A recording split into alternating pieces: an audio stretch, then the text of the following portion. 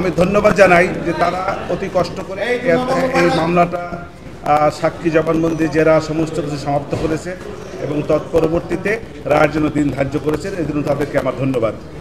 আর কেন আমি প্রত্যাশা করি, এটা বিভিন্ন সময় আমি বলেছি, আমি মনে করি যে আমার সাক্ষীর যে সমস্ত জবানবন্দি হয়েছে তার প্রেক্ষাপটে যে সকল জেরা হয়েছে, জেলার প্রেক্ষাপটে বিভিন্ন সময়ে বিভিন্ন সাক্ষীদের কাছ থেকে আমি বিভিন্ন রকমের গুরুত্বপূর্ণ বেশ কিছু তথ্য সাক্ষীর মাধ্যমে আনতে সক্ষম হয়েছি।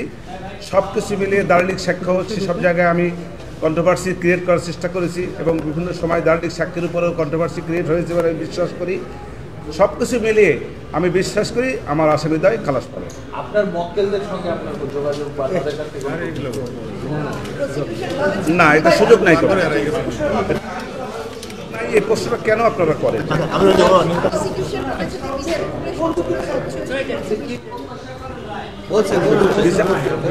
বিচার প্রক্রিয়া আমার দেখা মতে কোনো অস্বচ্ছতা আমি দেখি নাই, কারণ আমাকে কেউ কোনো রকমের ইন্টারাপ্ট করে নাই, এটা আমি বলতে পারবো। আর এছাড়া কোনো অস্বচ্ছতা আছে কি না তা আমার জানা নাই। আমাকে এই জায়গার সহযোগিতা যে জিনিসটা মামলা করতে গেলে যে সহযোগিতা সবার আগে লাগে সেটা হলো ডিফেন্স কাউন্সিল আসামিদের আমাকে যদি সহায়তা করতে পারে,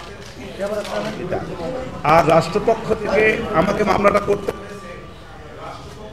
সমস্ত কাগজপত্র ডকুমেন্ট দলিলাদি আমি পেয়েছি, তার আলোকে আমাকে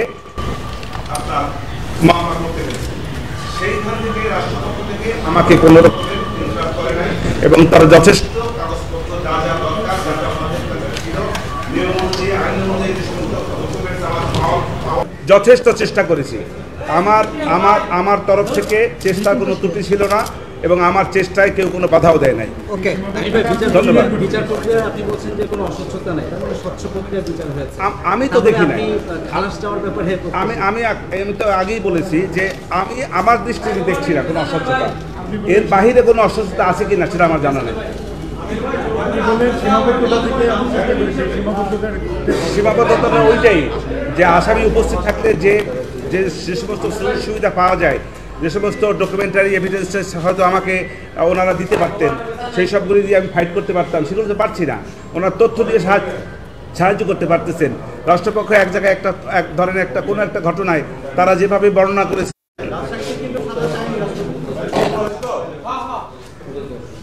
আমি তো রাজসাক্ষীর সাজা চাবো না, সে তো আসামি, আমি তাকে সাজা চাবো কেন?